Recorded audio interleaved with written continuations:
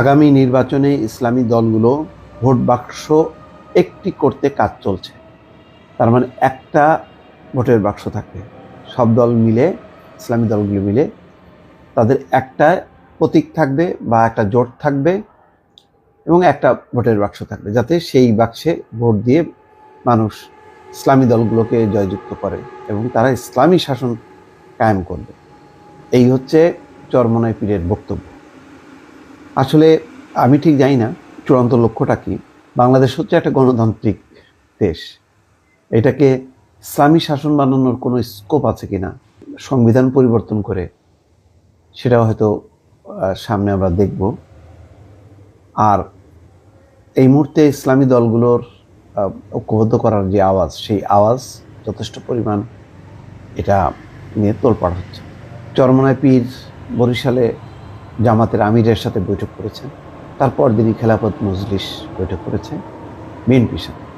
তার মানে ইসলামী দলগুলো যে একটি বাক্স হবে, ভোটের একটি বাক্স হবে, সেটা সম্ভবত নাও হতে পারে। বিএনপিও তৎপর, কারণ বিএনপিও ইসলামী মূল্যবোধে বিশ্বাস করে।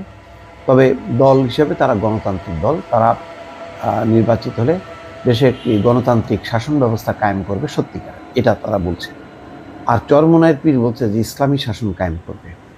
এখন দেশে কি আগামীতে ইসলামী শাসন হবে নাকি গণতান্ত্রিক শাসন হবে, এটা একটা বড় প্রশ্ন। কিন্তু এটা একটা বিএনপির জন্য বড় ধরনের চ্যালেঞ্জ, এটা সত্য।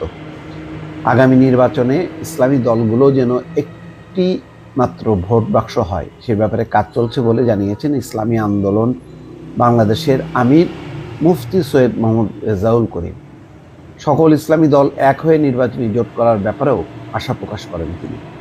শুক্রবার দুপুরে ইঞ্জিনিয়ারিং ইনস্টিটিউশনে ইসলামী আন্দোলন ঢাকা মহানগর দক্ষিণ শাখা আয়োজিত নগর সম্মেলনে তিনি এই কথা বলেন। সৈয়দ রেজাউল করিম বলেন, ইসলামী দলগুলোকে বারবার সিঁড়ি বানিয়ে ক্ষমতায় গেছে বিভিন্ন রাজনৈতিক দল।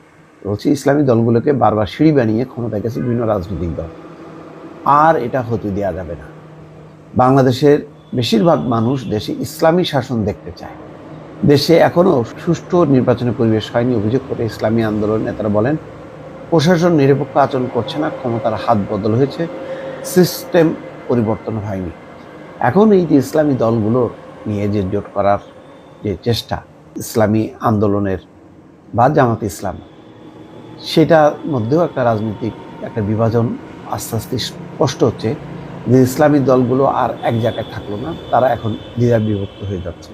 ভালো, এখন যার যার অবস্থান থেকে সে শক্তি বলয় নিয়ে নির্বাচন করুক, কিন্তু মধ্যগত বাংলাদেশের আগামী শাসন ব্যবস্থাটা কোনটা থাকে, ইসলামী শাসন ব্যবস্থা নাকি গণতান্ত্রিক শাসন ব্যবস্থা, এটাই যেন এখন মুখোমুখি অবস্থানে দাঁড়াচ্ছে আগামী। দর্শক ভালো থাকবেন, আল্লাহ হাফেজ।